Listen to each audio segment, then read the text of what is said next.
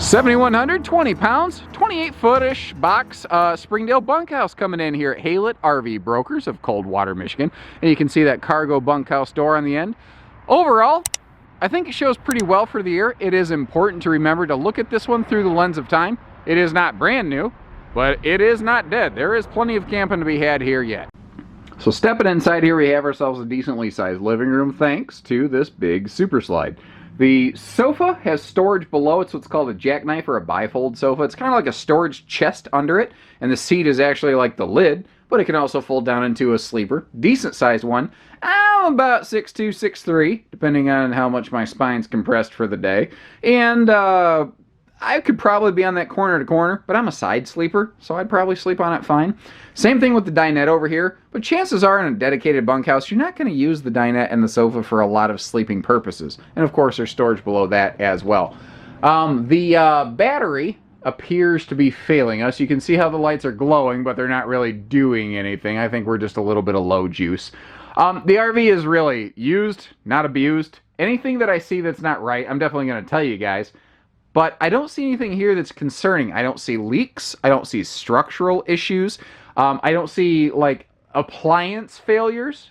Like right here. They left the refrigerator and freezer open so that it didn't mold in here. That's a good sign of somebody who's been around the block a few times. That's a sign of somebody who's failed once and let that thing mold and had to clean it and goes, never again. I ain't never doing that again. These are folks who knew what they were doing. Also, we're going to see a lot of kitchen storage, but while we're looking this direction, you see that there's storage above that fridge there. And then as we come over here, this is the, part of the shared wall between the bunkhouse. But you can see how we have kind of like a dedicated kitchen pantry right here, where you don't necessarily have to get up on that two-stepper. And I told you I would say something if I saw something. There's two things we can see right here. The first is the doorknob. It is invisible, or rather, it's just not present. There is no doorknob. But that's what I mean by, like, if you can deal with a Phillips head screwdriver fix, no big deal. If the only thing stopping you from taking this RV home is, like, I need a doorknob, dude, call us. I'll take that challenge every day. And then back here, you say, wait a minute, smart guy. You said there's no structure stuff. This isn't structure. This is cold cracking. Right? Cold cracking, a guaranteed symptom of that is when it comes right off a heat vent like this. Because that's one of the weakest points on the flooring. And they're using nicer linoleums now, but unfortunately this one right here, it got stretched a little too much in one of the more recent Midwestern polar vortex winters that we had the last 2-3 years, and she just didn't make it. Now there used to be a couple drawers over here. They're actually stored under those bunks. We'll see those in a minute. But they left this wide open for extra storage, and right over here you have dedicated closet space. The only trick with this bunk room is I've really never found a way to showcase these L bunks in a way that makes it, like, really obvious. Now that thing's going to start chirping at us because we're in a low battery situation, so pardon, folks, we're just going to have to deal with it for just a second. I like this breeze window back here, though, and there's a vent for breeze above that. This is a classic, what I call Jack and Jill bunkhouse as well, where you've got a single upper bed with a, bunk and a half below. In a lot of the more modern bunkhouses, I call this a big kid bunk because it works very well for, obviously as the name implies, the bigger kids. Flipping around the other direction, we got ourselves a better look at the living room here. Classic entertainment center. This was made before we all had these fancy pants smart TVs to watch our Netflix and Hulu and God knows whatever. However, they, so it's not really like super flat screen friendly, but it also comes with an advantage, especially on a simple level bunkhouse like this. You're probably not super worried as much about entertainment as you are storage. And that is something that a classic entertainment center does better for us. Because the TVs used to be bigger, they come with bigger, deeper cabinets for more storage capacity. Case in point, a lot of newer, more modern RVs, they don't do these peninsula cabinets anymore.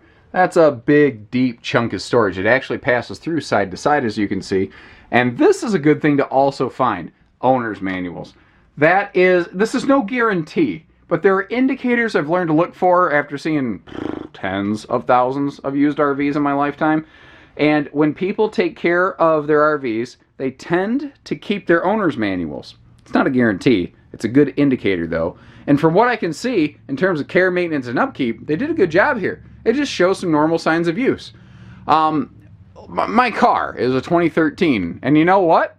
Overall, it's fine. it kind of reminds me of this RV in a way, because it runs, it drives, but you know what? The power windows and locks are getting a little janky. The Bluetooth unit and stereo doesn't really want to work anymore, but it gets me to work. The heat runs, the air runs, the cruise control works. It still performs the function. There's a couple fancier features I would like to still have with it that aren't there anymore, but, you know, no big deal. Walk around queen bed up front. You can see I have your closets on both sides, and if we get up here a little bit closer, you actually see how you have a set of dresser drawers on both sides as well. Not to be outdone, if you look over here, you've got extra dresser space and an additional closet. Actually, let me get that open and let you see it from the other way so you can actually get an idea of how deep that is. There's a better look at it right there. So you've got that bonus closet with plenty of dresser space below, and this is what's known as a classic split bathroom, where your, you know, bedroom and bathroom kind of the same room. There is a privacy curtain. You can see how that door can kind of privatize things up here a little bit as well. But the idea behind this is that at the time this was built, this has always been a very price-sensitive fifth wheel. Actually, Springdale is one of Keystone's original brands. It was always intended to be one of their, core common family camping brands. And to keep the RV shorter, lighter, less money, they would do things like this, like a split bathroom. And actually back then, even Montana's did it. So while not as popular in today's market, what is nice about it, when you get out of the shower, you actually have room to stand there and like put on a pair of pants without hitting your head. Sinking down through the floor like Mario through one of those green pipes, which doesn't make sense, but it sure is fun to play. You see, we've got ourselves a nice wide pass-through compartment. Now, it's not as tall as something you might see like a new Montana today, but the funny thing is, wide storage is actually more functional than tall storage, because you don't tend to stack cargo on top of each other. You stack it side by side so it doesn't fall over. The awning fabric looks okay. I can see where maybe a couple tree branches have touched it, snagged it a little. It doesn't look like it's falling apart, but it's okay, you know. I've noticed one of the two propane tanks is not present. I don't know the details behind that. Also looks like they had themselves a little flag holder on the nose to display Old Glory at their campsite. Most of the decals are still here. I'd say about 50% of them are showing some signs of peeling and curling. I think that's fair and to be expected on an RV of this age that was stored outdoors. But overall, the skin, the decals, the roofing does not look like it was, you know, abandoned and just left to rot. The thing was just used and it was stored outside. That's just what happens over time.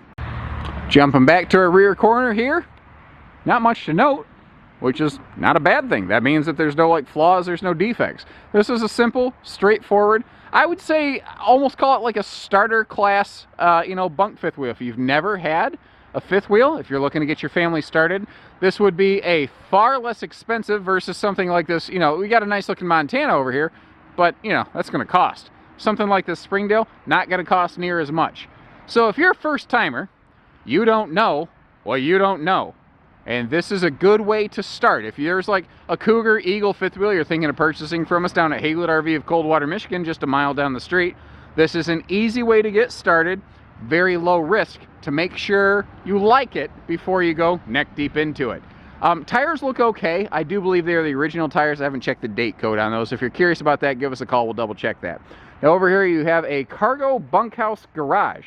And I wanted to start with it closed because you can see this has a deadbolt, just like our main entry door has a deadbolt. Sometimes when you see cargo bunk stuff like this, people get a little weird about security. I mean, you know, you're worried about your kids. I don't feel that being an issue here. It doesn't look like they ever used it much for cargo mode though, because they did put these thick foam bunk mats on top of the standard factory bunk mats, but it can still flip right up and keep itself out of the way if you need for, you know, big cargo space. Those two drawers right there, by the way, those are the drawers that would normally have gone in that space over there, as I mentioned previously. They took it out to kind of expand their entertainment center, but they didn't do it badly. They didn't wreck, they didn't break anything. Overall, they did all right on this RV, I think. There you have it, the long, the short, the in-between on this one. Is it flawless? No. Is it dead? No. If you don't mind doing a couple little Phillips head screwdriver fixes, this is a great way to get your family started camping, or just do some casual camping. You don't have to be a first timer. You can just be a casual camper, or someone who's just not looking for fancy. You're like, look, I just want a fifth wheel to take my family there, and other than that, we're gonna spend our time outside. Great, this thing's gonna do a bang up job for you. Short of that, you give us a call here at Haylett RV or Haylett RV Brokers, where we're at currently, where we only have a little bit of everything. You can see fifth wheels, destination trailers, motorhomes, travel trailers, a little bit of everything. You can see my little Korean Mini Cooper, which is what I call my Kia Soul over there. And, you know, we've always got a shifting inventory, and I believe at this time we've got the largest used RV inventory in the state of Michigan. So whatever you're looking for, chances are we have it. So take care, stay safe, have fun, happy camping, everyone.